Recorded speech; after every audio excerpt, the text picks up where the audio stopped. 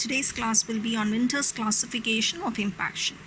So before going to this topic, I would like to introduce certain terminologies. First is the long axis. It's just an imaginary line drawn along the head to tail axis. Okay, consider this as a man. The long axis is in the midline. Okay, so when you are mesial means it's towards the midline, distal means away from the midline. Okay, so these terminology, if you remember, you can understand this. So based on the inclination of the third molar, long axis of the third molar, and also based on the long axis of the second molar, this classification is going to be there. So it is Mesial Angular. So when the inclination of the third molar, okay, this is the inclination of the third molar. The brown one is the third molar, the green is the second molar.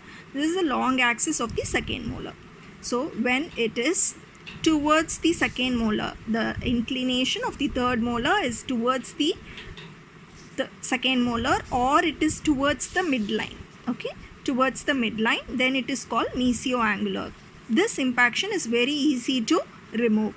And the second one is the disto-angular. Disto-angular means the inclination of the third molar is away from the second molar, or it is distal. It is distal, I told you, away from the midline. So it is called disto-angular. It is very difficult to remove. And also the third one is the vertical. Whenever the long axis of the third and the second molar is parallel to each other, it is called vertical. It is not inclined towards or away from the midline. It's just parallel to the long axis of the second molar, then it is vertical. When it is the inclination of the third molar is perpendicular to the long axis of the second molar, it is called perpendicular, just 90 degree. Okay, it's horizontal. When it is transversely positioned, transversely means the crown is towards the cheek region and the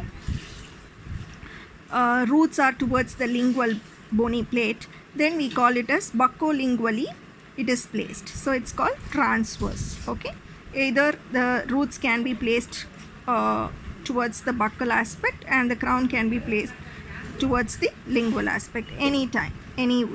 Okay, and the inverse is that it's totally upside down. It's called inverse. So coming to the oblique, either the Mesial Angular, disto-angular, it may be oblique also. That is how much it is tilted towards the buccal, how much it is tilted towards the lingual aspect. So how much of tooth inclination is towards the buccal aspect. Whenever it's more towards the buccal, it's easier to remove because the less amount of bone removal is needed in that case. But the lingual oblique is very difficult because more amount of bone has to be removed to locate the tooth for extraction.